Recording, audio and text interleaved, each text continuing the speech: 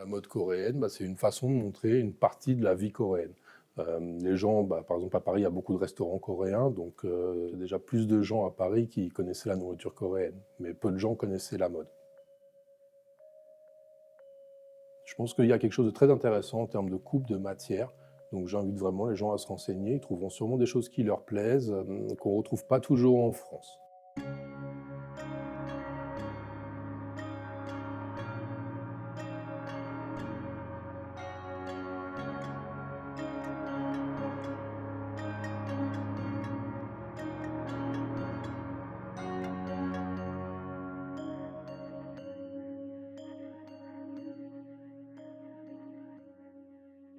Je suis Charlie Marquiset et je suis le gérant de la boutique Besides Kimchi à Paris.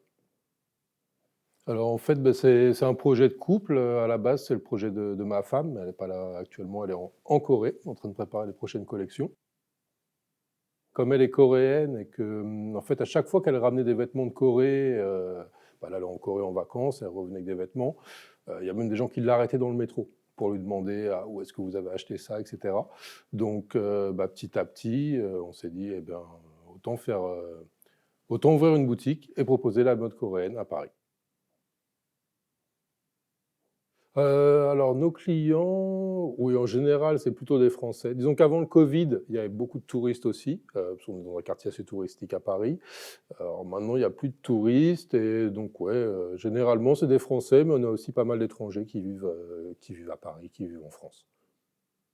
Nous, ce qu'on fait, c'est que justement, on attache beaucoup d'importance, à notre sélection, au retour client. Et donc, c'était vraiment de faire découvrir aux gens la mode qui pouvait exister en Corée. Nous, avant d'ouvrir, par exemple, on ne se rendait pas compte, par exemple, qu'il y avait la communauté K-pop en France, etc. Ça, on l'a découvert quand on a ouvert la boutique et que ces jeunes sont venus. Et donc, on ne savait pas qu'il y avait des gens qui connaissaient déjà un petit peu la mode coréenne. Mais il y a beaucoup d'autres gens qui ne savent pas qu'il y a de la mode en Corée. Il y a beaucoup de gens qui d'ailleurs ne savent pas où est la Corée. En réalité, bon, ils savent que c'est en Asie, mais ils savent pas, ils connaissent pas le niveau économique de la Corée, ils savent pas comment les gens vivent en Corée, ils savent pas à quoi ressemble Séoul. Donc, des fois, ils peuvent avoir une image faussée. Et voilà, nous, en proposant la mode coréenne, c'est une façon de montrer une partie de la vie coréenne. Je pense que la mode aujourd'hui, elle est internationale. Toute la mode qu'il y a autour du streetwear, par exemple, on la trouve autant en France qu'en Corée, aux États-Unis, enfin, dans le monde entier. Je pense que les Français, des fois, ils n'osent pas certaines couleurs, ils n'osent pas certaines coupes, c'est plus compliqué. En Corée, les gens ont beaucoup moins de freins pour ça, et donc s'intéressent plus à la mode. Je pense que les Coréens donnent beaucoup plus d'importance à leur style, beaucoup plus que les Français, par exemple. Si quelque chose est à la mode ou leur paraît sympa au niveau du style, ils vont oser le porter, ça posera beaucoup moins de problèmes qu'en France, je pense. Proposer de la mode coréenne à Paris, parce qu'à la base, le concept, c'était vraiment de la mode, même si aujourd'hui, si on est concept store et qu'il y a des cosmétiques et d'autres choses. Et donc, c'était vraiment de faire découvrir aux gens la mode qui pouvait exister en Corée. Beaucoup de jeunes créateurs en Corée et ils osent. Il y a un vrai travail des matières, il y a un vrai travail des coupes. Enfin, je vois, j'ai des manteaux 100% laine, des pulls 100% laine, etc. J'ai beaucoup de clients qui me disent qu'ils n'arrivent plus à trouver ça en fait dans les marques françaises où régulièrement on coupe avec du polyester, etc. En Corée, il y a vraiment tous les domaines pour tous les goûts. Donc voilà, nous le but c'est de faire découvrir tout ça. Alors Min Cosmetics, c'est un distributeur de cosmétiques coréens. Donc il y a différentes marques et exclusivement de Corée du Sud. Alors je m'appelle Laura Témine. Alors je devais avoir 13-14 ans en fait, j'avais beaucoup de problèmes de peau et j'étais déjà fan de l'Asie.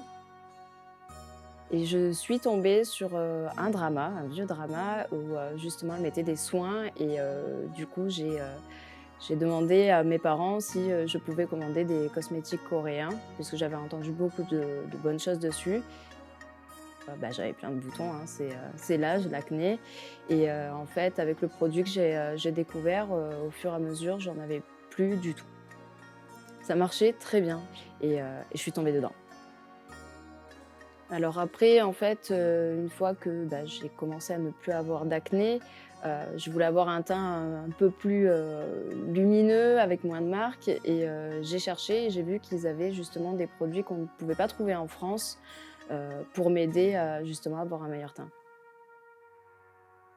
J'ai repris mes études, j'ai fait un BTS esthétique, cosmétique pour pouvoir justement en plus savoir ce qu'il y avait dans les produits que j'aimais.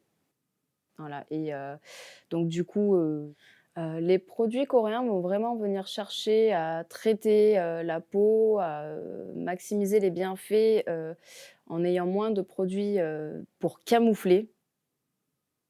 En Corée, on va chercher un petit peu plus à traiter et après on va se maquiller. En France, on cherche plus à camoufler, et c'est vrai que là, il y a une très grosse différence. C'est-à-dire que du coup, au niveau maquillage coréen plutôt, au niveau maquillage coréen, ça va être quelque chose d'assez plus léger, plus, naturel. Alors qu'en France, on va essayer vraiment de faire des choses qui sortent du commun, qui sont très colorées, mais je veux pas dire, ça commence à changer énormément. Après, en effet, les packagings coréens, que ce soit de grandes marques ou de marques, un peu plus simples, ont des packagings très innovants et qui donnent envie. Faut le dire, ça donne très envie. C'est un des premiers critères, je pense, d'achat, qui pousse aussi à l'achat, c'est aussi le packaging, mais maintenant, c'est vrai que depuis quelque temps, je pense depuis le confinement, les gens font beaucoup plus attention aussi aux ingrédients qu'il y a dedans. J'ai énormément de clientèle, française, que ça soit hommes, femmes et de tout âge. En général, ils disent que c'est assez innovant, que les produits sont quand même, de très bonne qualité. Il y a moins d'alcool, moins de parfum et du coup, ils adorent ça. Donc quand j'étais plus jeune, en fait, j'ai fait un travail pour pouvoir économiser et ensuite, en fait, m'inscrire, spécialement dans des cours, de cosmétiques, en France pour pouvoir apprendre un peu plus. Du coup, la première année, tout s'est bien passé, j'étais dans une école normale et la deuxième année, je suis arrivée sur Paris grâce à un concours, pour la KCON, donc le concert coréen bien évidemment assez connu, je pense. Il y avait une youtubeuse, coréenne, assez connue, je pense, qui s'appelle, Nim. J'étais la seule française à être venue sur place, donc du coup, j'ai eu quelques questions, c'était assez surprenant et on m'a proposé de travailler, avec eux. Donc j'y croyais pas trop, c'était la première fois que je venais à Paris. J'ai accepté. Mais j'ai, eu une proposition pour travailler, justement avec, Mine Cosmétiques. J'ai fini ici et donc ça fait maintenant presque 3 ans, que je travaille dedans et je continue quand même à apprendre un petit peu la cosmétique parce qu'il y a toujours à apprendre des nouvelles molécules et cetera. J'apprends le coréen au Centre culturel coréen depuis, 2 ans. Pour pouvoir travailler dans les cosmétiques coréens, c'était vraiment un très gros rêve et ça a été justement un petit peu mon but aussi. Pourquoi j'aime travailler, dans cet univers coréen, dans une boutique coréenne? Il y a toujours, des nouveautés. Toujours des nouveautés, toujours des choses à apprendre, que ça soit sur la Corée, sur les cosmétiques, la papeterie, les vêtements et j'aime particulièrement parce qu'en fait avec l'équipe coréenne, donc mes patrons, ils me permettent d'avoir accès à des choses que j'aurais pas pu apprendre toute seule, même en ayant des amis coréens et je suis ravie parce que c'était un rêve de travailler dans un univers totalement coréen et je crois que je peux pas être plus heureuse.